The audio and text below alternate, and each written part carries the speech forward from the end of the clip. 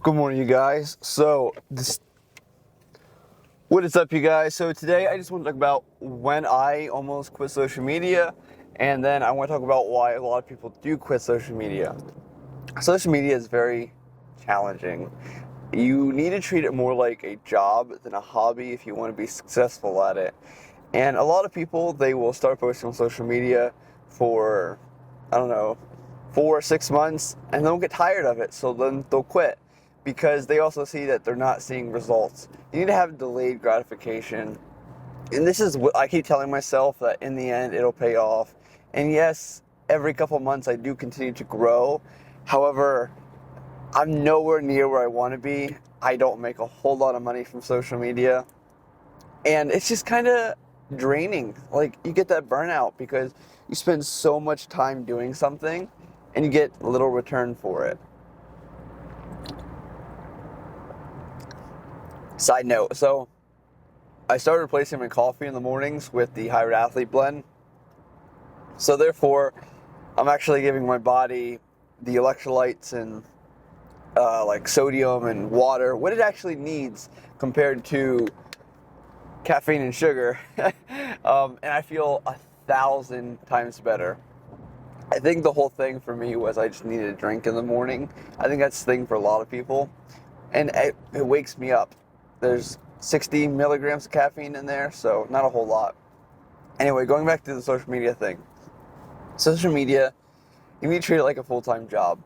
Imagine going to your job now, putting in, 40 hours a week, and you're getting paid minimum wage. You bust your butt, you go above and beyond, do better than everybody else, and you don't get a raise at all. They're just like, good job. That's kind of what it was like for me.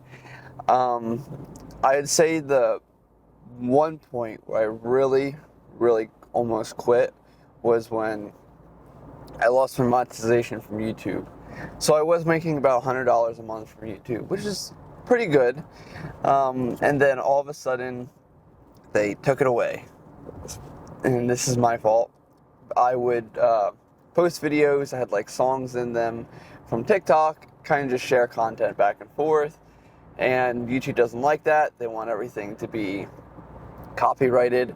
So therefore, they took my monetization away, stopped paying me, and I was just like, wow, this sucks. Because the only money I was making back then was from TikTok after YouTube took my money away. And let me tell you, TikTok pays like, I don't know. They pay me like 2 cents a day. It's absolutely terrible compared to YouTube. But when you work so hard for something and then it gets taken away, that can ultimately be like, just make you want to quit. It sucks. And then I'd say there's tons of times when I'm thinking, Austin, why do I even post? Why do I even do this? Why do I even have the business? Why do I even keep doing what I'm doing? And I struggle with that a lot, and just I ask myself, like, why am I still doing this? Like, I could live my own life, not share anything, but I think the ultimate thing that helps me is helping other people, leading people to Christ. When people say, hey dude, I lost 50 pounds because of you, I started going to the gym more because of you, I don't know, just helping people, inspiring them, building relationships. I think that's ultimately what it's all about. Now, if I didn't affect anybody at all and I kept posting and posting and posting, I would either change what I'm doing or I'd quit. So my posts used to always be, look at me, look at me. And then I decided, okay, Austin, no one really cares about me or how good I look or whatever. So I need to change things up. I want to start helping people more. And I think that once I did this, I started to grow more, and I started to become a little bit more passionate about social media and just wanting to post, because there's a reason I was doing it. I wasn't doing it for me anymore, but I was doing it for everybody else online. Now, like I said, I don't make a whole lot of money, so why do it? Why not put my time and effort somewhere else? And honestly, it's a great question. Like I said, I enjoy helping people. That's why I also try to not do social media when I'm spending time with like the family or things like that. I try and keep them separate because, like I said, social media is not a full-time job right now. It doesn't pay me a crap ton of money. So therefore, I'm not going to waste time that I can be spending with my family or doing something else for social media that isn't going to pay me anything. Another thing that I really started doing was filling out the bull crap or spreading out the bull crap. So if someone just talking to talk and they want to, I don't know, if someone is just not interested in me, they only want some information or whatever, or they want free products, I should say. That's all they're about, is getting free stuff. Then I'll say, sorry, dude, and I'll just kind of toss them to the side. I don't want to waste my time on that person. And I'd say a lot of social media is give me free stuff, or they're going to be hate comments. And you can't let the hate comments get to you. In the beginning, I used to always let the hate comments get to me. I'd think, oh, so-and-so thinks this about me. So-and-so thinks that. Well, who is so-and-so? I don't even know who this person is. There's some troll on the internet. And I also think that this is another reason that a lot of people quit social media, is they can't take these little hate comments. But what were you expecting? Look at, I'm going to use the Paul brothers, for example, Jake and Logan Paul. They get tons of hate. I'm not a huge fan of them personally, but they get tons of hate. And now, why do they get tons of hate? Because they're famous. If you're famous, it doesn't matter what you do, what you say, people are going to hate. So why did you initially start posting on social media if you thought everybody was going to love you? If you want to make everybody happy, go sell ice cream. Steve Jobs. So anyway, a lot of people quit because of the hate comments. I don't think I ever wanted to quit because of the hate comments. Do they bother me from time to time? A little bit. Oh, some bozo is passing me, going down the mountain. But I think another reason that a lot of people quit, and I've felt this here a little bit, is people stop posting on social media because, oh, so-and-so saw me from social media. Someone I know saw me on social media. Like, yeah, people are going to see you on social media. That's the whole point of posting. Now, I will say that I still get a little, shy and squeamish when someone says, do I know you? Or, I've seen your videos online before. And I'm like, yeah. It is a weird feeling, but it's also a pretty cool feeling knowing that you help somebody. So, I used to post a lot about respiratory therapy, and I traveled as a respiratory therapist for a little while. And I had a bunch of people that I met at different hospitals that would say, I saw you online, or I saw your YouTube video, or I saw this. And I thought, yeah, that was me. That's pretty cool. Now, like I said, it is embarrassing, but it's also cool to know that, you are actually helping people. And to actually see people in person, rather than just, these little comments online. I don't know, something really cool. Now, those are the little things that also help keep me going, because, like I said, social media and posting can be exhausting, time-consuming, with little reward. Delayed gratification is what I keep telling myself. Now, there are a lot of different softwares out there that I found. One would be Opus Clips, for example. So what I'm going to do is I'm going to use this software here on this video, and it will make 15 short-term videos. So therefore, I don't have to go in manually and pick out little snippets or whatever. This AI system will do it for me, and that'll save me so much time. I use CapCut a lot. CapCut has a lot of great AI features as well. For example, captions. I used to have to go in and put captions in manually, and it sucked. Took a lot of time, but all these new AI technologies making posting on social media so much easier. And like, I look at my very first video compared to some of these other people's very first videos, and they have it so good. Like, they don't even know. If you want to see my very first video, please go back and watch it. Super embarrassing, super bad, but we all start somewhere. Look at one or more of my recent edited videos, and you'll see the difference. You'll see how far I've come. Now, this is 1,000 videos difference in 4 years. So a lot of these videos here I will also do on my way to work. I found that if I can kill two birds with one stone, I'm going to. Because taking time out of my day to sit down, record a video, edit it, do all that good stuff, it can sometimes take several hours. And if you present good information, or at least talk about something good, people are going to listen no matter what. Think of podcasts, for example. That's almost what this is like here. This is like a mini podcast, except for I'm doing it via video. It's exactly what it is. People are going to listen to it no matter what. And those of you that have listened this far, highly appreciate you. And I hope that you get something out of this, because, like I said, I want you to know that social media is not going to be easy. It's not always going to be fun. You're going to get hate comments.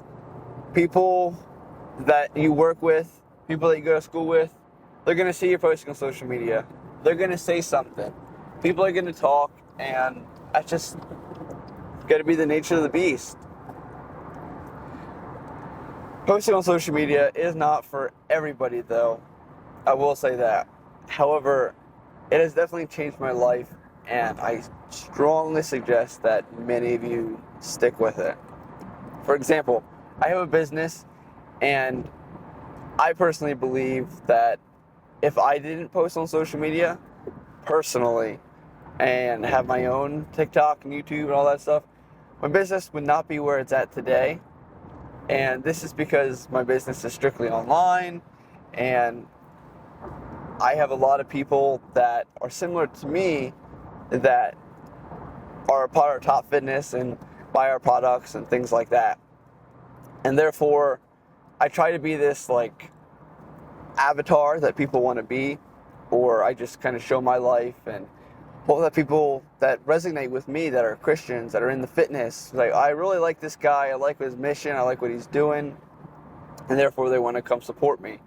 That's the whole goal of me posting on social media, is to basically help my business spread the word of, number one is to spread the word of Jesus, let people know about him.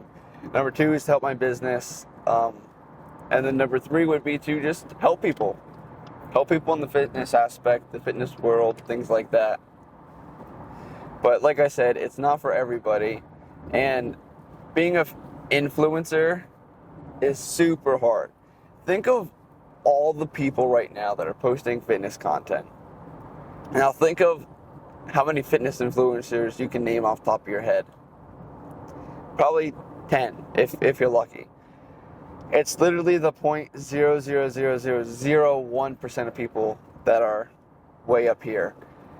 And that's because they put in the work, they get lucky. There's a lot of things that go into it. There are people that look worse than I do that are fitness influencers, and they have way more followers than I do.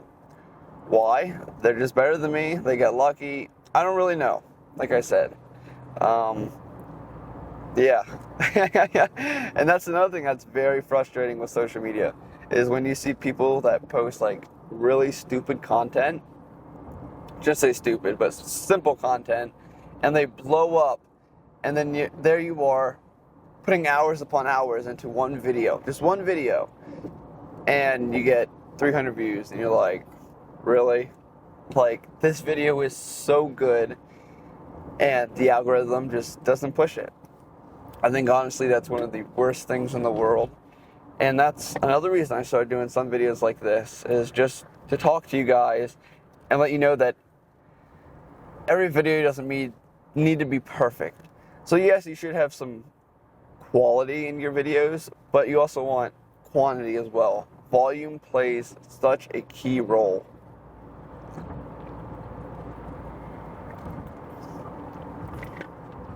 Now, your videos have to be at least somewhat good or provide a little bit of value. Otherwise, they're not going to get shared. The algorithm's not going to push them. It's a tough game, I will say that. I will also say that things that have been the best for me are like memes, things that make people laugh, motivational stuff, or pictures or videos with me with like my shirt off training. Just because those are the three things that catch people's eyes.